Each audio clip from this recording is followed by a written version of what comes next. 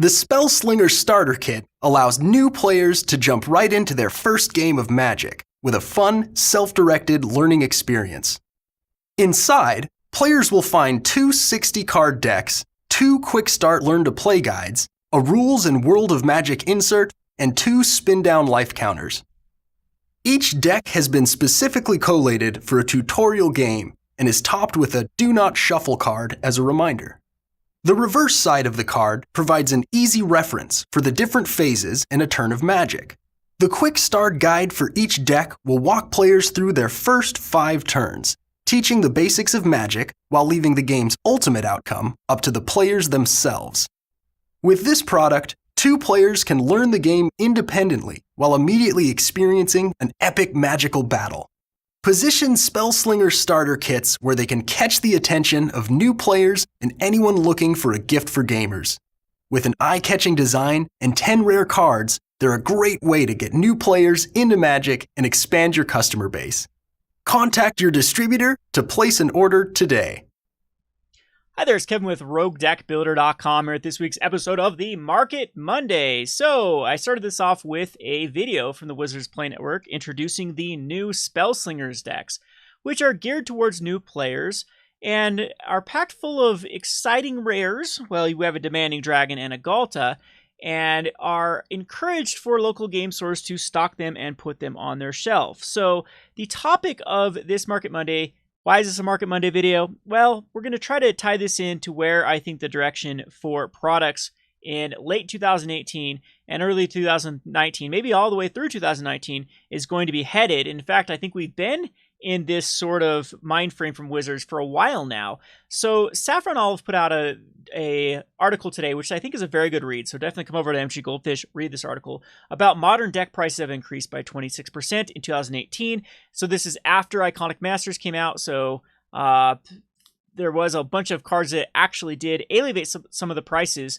from the Iconic Masters, and then even had a master set of the Masters 25 that didn't do much to change the price of Modern. Of course, it's because there really wasn't a lot of cards in either of those sets that affected Modern. It was no Modern Masters 2017, and we've slowly seen the price of, actually not slowly seen the price, we've seen the rapidly seen the price of Modern decks increase. So first of all, here's these ones. Humans was a new breakout deck with Unclaimed Territory, joining Ancient Ziggurat and the Caverns of Souls to actually make a 5-color Humans deck viable. So that could be an outlier. Tron, it redefined what Tron was, went to a mono green, added some new cards. All right, let's not look at that. UI Control added Teferi. It really got better with Jace being unbanned and a few other cards that entered into the mix. So maybe we can't look at that for overall price change. But this fourth one, Burn, this is just a duh that Modern definitely has gone up in value in this time period. So the article is chock full of just evidence here and kind of speculating of why this is. And then if you go on in the comment section, of course, there's this great comment down here about so to summarize, the first 114 comments: Standard is garbage, Modern is garbage, WotC is garbage, Modern is healthy, it's all MTG Finance fault.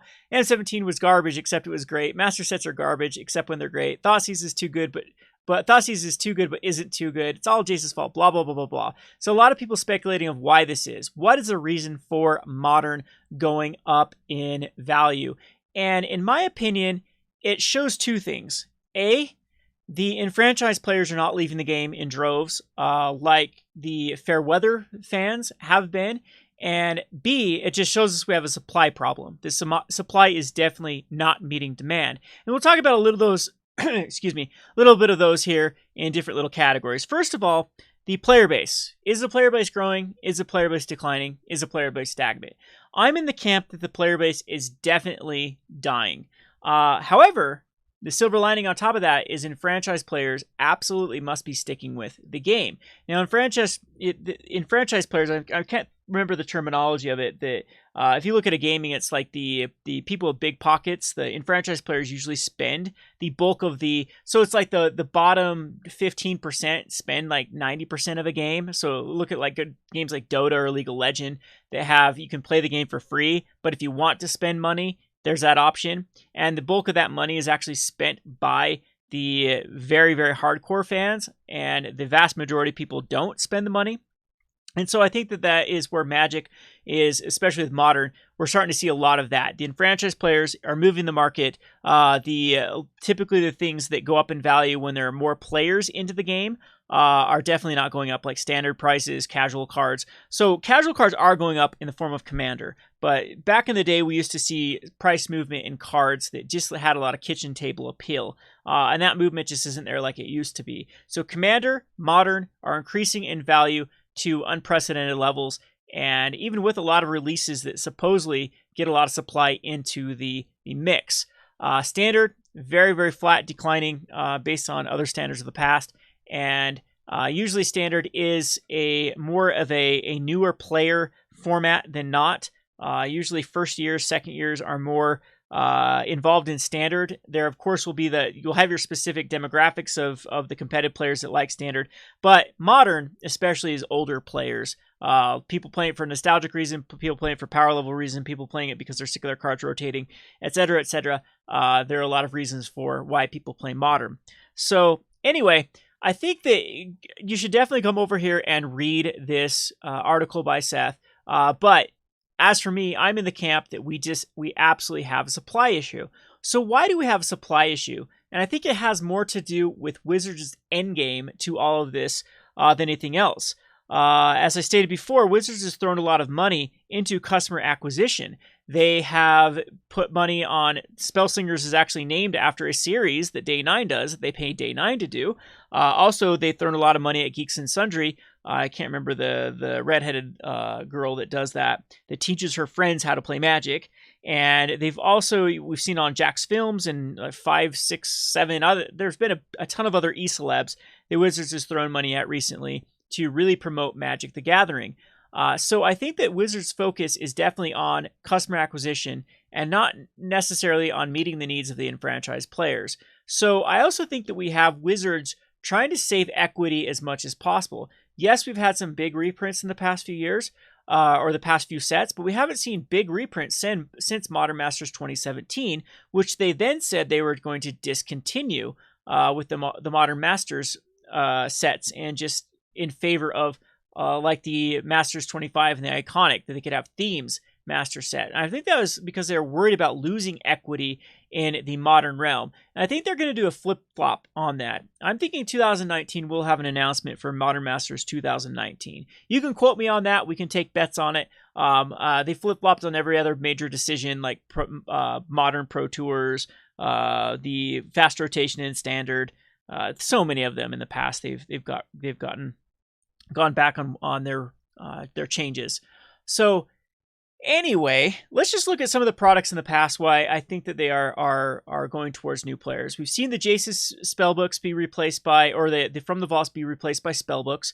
I think that they do that because it is more attractive to newer players. It's kind of like when action figures, you try to stick to the more canon of the storyline. So they're trying to really promote Jace and Gideon and whatnot for new players to try to feel enfranchised to the brand and then buy those type of products. So of course you'll get those people that are huge Wolverine fans. So if there was a product that just came out with Wolverine, they'd buy Wolverine. So this is what they're doing with the spellbooks. So spellbooks, I think, are actually a worse place to get equity or to get reprints back into the mix, because they are a lot more narrow on what they can actually put in them. So I think that Wizards even knows this. I think it's better for them because they don't have to put as much equity into the spellbooks as they would into From the Vaults, just to get the less enfranchised people, the more fanboy people actually purchase it. I've noticed that in my store. You all know the people that are more the fanboys of Magic, that have to have every Jace spell planeswalker, that collect Jace artwork, things like that. Every one of those players bought a Jace's spellbook. People that traditionally used to buy From the Vaults and passed on the Jace's spellbooks, those are my value players, or the people who actually wanted cards. So it was kind of interesting seeing the difference. That I would say that I had more people excited about spellbooks than usually From the Vaults. I mean, unless From the Vaults has just absolute bonkers value, and most of them did. We've only had a couple dud From the Vaults in the past. But Jace's spellbook definitely hit a niche. Well, not even hit, it hit a broader audience than the From the Vaults. We have a Explorers of Ixalan being printed, which also did not have a lot of equity put in it. We had cards like Aggravated Assault that had did go up in value around the time period of Explorers of Ixalan because it was a very popular card in Nahab. But if you look through this list, there just really isn't a lot of value, and especially when you put into factor that this is a MSRP $40 game, I believe, and you get about $60 worth of cards in it. That's pretty low on the value versus money going in. Of course, the vast majority of this is because you're going to be adding up all of these cards to make that $60 price tag. But if you look at cards over $5, we got a whopping 5 of them with the Quicksilver Amulet up to the Time Warp. So this was more geared towards the casual, more geared towards customer acquisition, trying to get board game players to actually try out Magic and then, spend money down the road. So we have the Planeswalker decks instead of another product, for example. Those did replace intro packs, rightly so, in my opinion, because they appeal to a broader audience. We also have the foreign decks that they came out with, a Chinese-specific one to try to enter in those markets. It just seems to me that is Wizards' goal, is customer acquisition over customer retention. So that will probably change, though. I mean, what is the end game if they do acquire those customers? Well, that's when I think they change gears, and then we are going to enter into the reprint hell era of 2019, where they're just going to cash out on all the equity they've been saving up. If we look at things like Battle Bond recently, there wasn't a lot of reprints in Battle Bond. There was Doubling Season to guarantee that people were going to buy the boxes, Doubling Season and Land Tax. But there was some knock it out of the parks cards like Brightling that snuck up on Legacy, and of course Arena Rector we just knew was going to be a very popular card in Commander, and even cards like the Arcane Artisan and the Bramble Silverin that are very, very popular cards in the casual and Commander type formats. But reprint wise, there just wasn't a lot here, and I think it's because Wizards is trying to space these because they're afraid of losing their equity. But we have a supply issue, Wizards, and I think that is why 2019 is going to be the judgment day. It's going to be finally when Wizards catches up with all the complaints. If you go back over to this article, I think Seth has a screenshot here about Iconic Masters and how, let's see, where did I find it? I thought he had a screenshot on this article. Maybe it was something else that I was reading earlier. The Iconic Masters, where they gave the little apology about Iconic Masters, and then they were like, Iconic Masters was, oh, here it is. I read through the pages and pages of feedback on the set and talked to countless stores and players about Iconic Masters, both in person and online. I cannot stress enough that this is something I really, truly care about. If you weren't happy with Iconic Masters, on behalf of the team, I'd like to apologize. With everything we do in R&D, we're always learning from our experiences to make the next set as great as possible. And I have some good news. Masters 25 is the themed Masters set you've been waiting for. Unfortunately, Masters 25 was just as bad as Iconic Masters. Iconic Masters does have some good equity in the rare slot. In my opinion, I actually like Iconic Masters better long term than Masters 25. So if you're actually looking to invest in a set, I think that Iconic Masters is something we're going to look back in 3, 4, 5 years and be like, that set wasn't that bad. Look at it, Consecrated Sphinxes and Archangel Thunes and Horizon Canopies, and there was a lot of value. There's a lot of this just is going to take some time for equity to really. They're very quick to reprint cards like If we would have waited another year for Consecrated Sphinx or Vorniclex Voice of Hunger, those cards would have hit like insanity levels of. So let's go back to the Mirror to Beseech. Got up to $28. This would have been a $40 card if we kind of follow these little trajectories. I think even right now it might be $40. This could have definitely approached $50. So I think that was one of the bigger problems with Iconic Masters is a lot of their bigger name reprints. Archangel Thune wasn't that long ago. Elsinore just had a reprint in Masters 2017. They just either double dipped on reprints or they just didn't give enough time from New Phyrexia to be old enough to really have that critical mass type effect of happening where supply got outstretched by demand and it was just very expensive cards. But this is a decent little set of chock full of value. Unfortunately, Wizards doesn't know how equity works a lot of times and did pick low supply cards as their purchasing point for this product. And of course, they got just completely destroyed, not only because of being included in master sets, but these were overprinted, like crazy. So you can still get Iconic Masters for incredibly cheap. If you are a patron of mine, you can get boxes of Iconic Masters if you're on the Pirate Plunderers tier of $20 or $25 a month or more. You can order up to 5 booster boxes of Iconic Masters for $120 a piece. So I allow people that are patrons of mine to get distributor pricing up to a certain amount per month. And I've had a lot of people take advantage of it. So if you're looking for sealed product to invest in, look no further. Let me actually fulfill that for you. For just a small membership fee per month, I will allow you to buy directly from my distributors. Well, they go through me, then to you, for distributor pricing. So for more information, just email me or check out my Patreon, patreon.com/rogue deckbuilder. There's some shameless self-promotion there. Let's get back to the topic at hand. So anyway, what I'm trying to say here is this is obvious to me that looking over a lot of these lists, from Battle Bond to Iconic Master to even Core Set 2019, they give us a little bit of equity here and there. Crucible of Worlds, sure. Escape Shift, sure. Omniscient, sure. Death Baron, sure. But that's few and far between of what they've done in the past. We haven't seen the Modern Masters 2017. We haven't seen those massive reprint sets that are really going to cash out on the equity. And I think the strategy actually does make sense. If their focal point is customer acquisition, they need to try to get people in on the inexpensiveness of these newer things like Standard and these intro packs. And then they can kind of reel you in later on by having these expensive Modern sets. But that takes time for a player to be converted from Standard over to Modern. So that is my prediction. I think that we're entering into a very, very bullish market for Modern staples, for Commander staples. I really don't think that Wizards can reprint them fast enough to meet demand. So a few of them will get hit here and there. Yes, it sucks if you spec'd into Aggravated Assault and it gets reprinted in this Explorers of Ixalan. However, the vast majority of the Modern format and the Commander format is going up as demand is not being met by the supply that is getting injected in. And I don't think that they are going to change that within the next 6 months to 12 years, 6 months to 12 months, maybe even a year, 18 months. However, usually with Wizards, the pendulum slings the other way. So I think that we need to be looking out for a cash out day for a lot of these. For me, it's going to be probably the end of, I would say, spring of 2019 as well. I'll probably be selling most of my Commander staples and most of my Modern staples because I do think the Hour of Reckoning is here. I do think Wizards is going to start now cashing out on that equity for another Modern Masters 2017 and is really hold nothing back.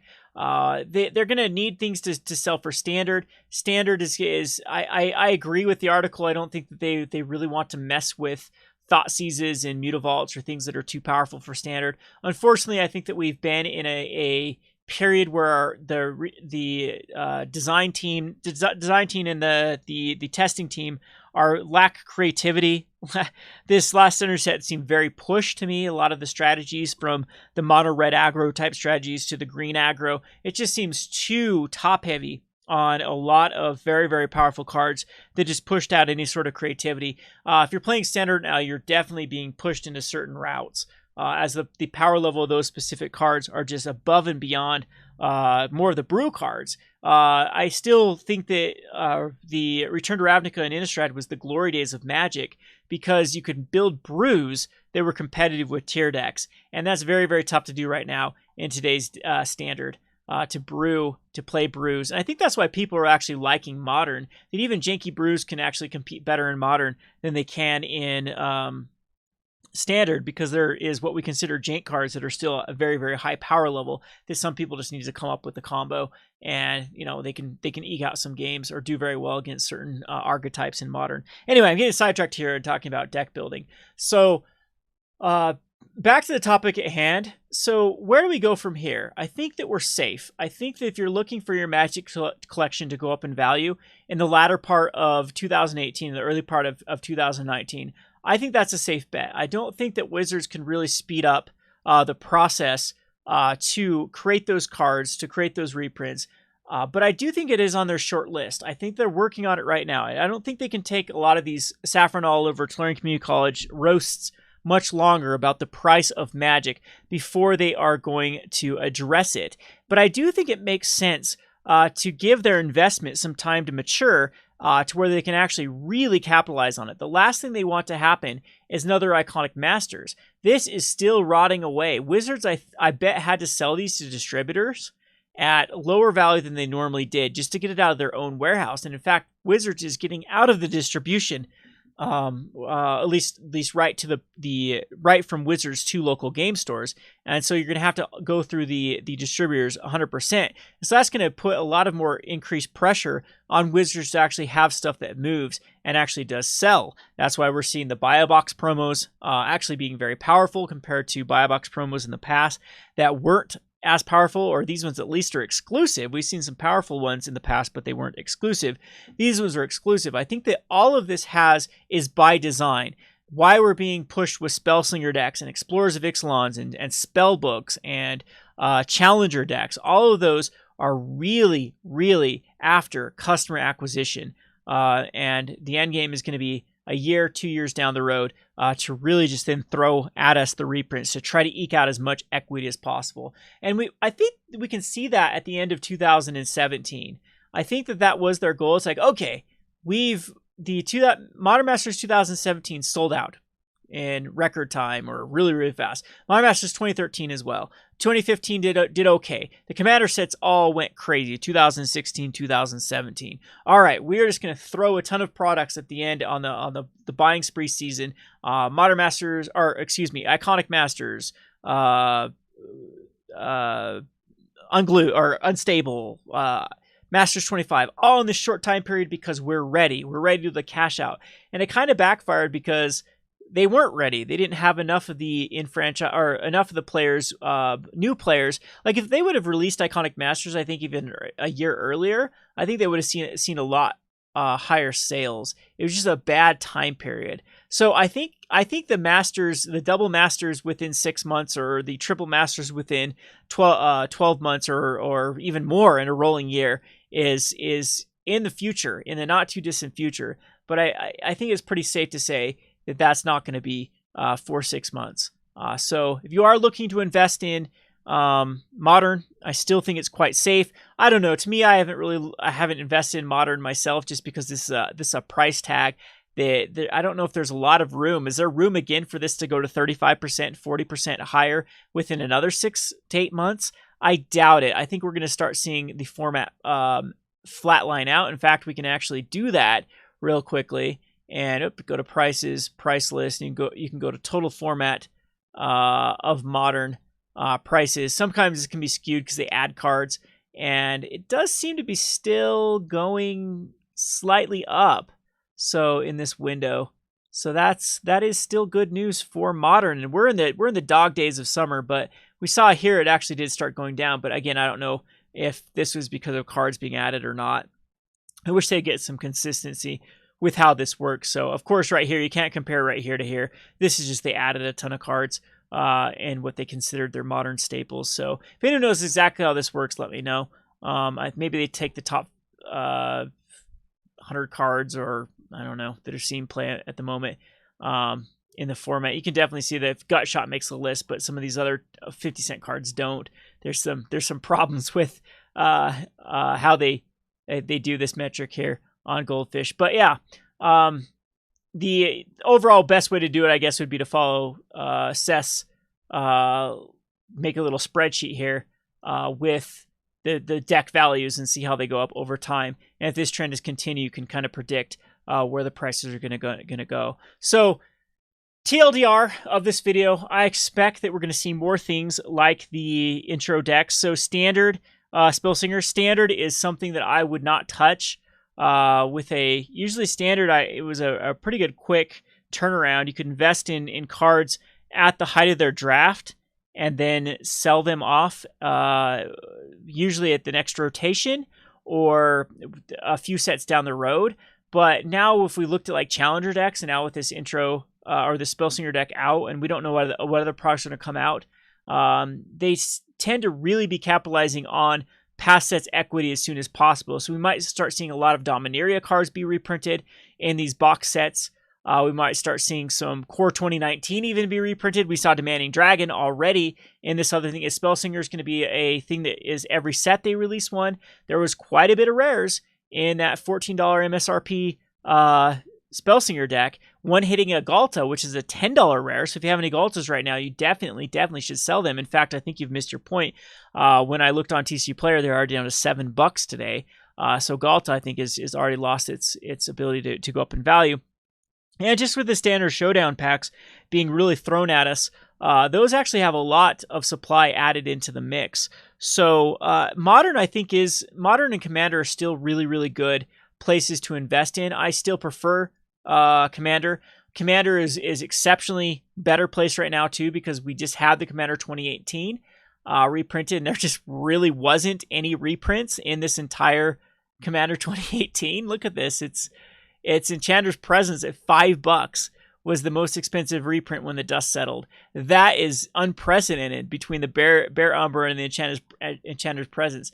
We're looking at a total value of $250. Again, I apologize for not doing that big market week. There was some great movement in some of these commanders. Some of them that we picked, like Omnoth, definitely did go up. So I'm happy that we did at least cover it for one video episode. I still think there's a lot of room to grow for Commander, but again, we'll have to do an entire video for that in the future. So I guess that's the question I want to pose to the community. Am I off base here? Have I misread the data? Do I think the direction of Wizards is going to be different? In my opinion, all of the stars are kind of aligned. Well, not stars aligned. That's a bad analogy there. It's all of the evidence leads to the conclusion that Wizards is desperately seeking for new customer acquisition.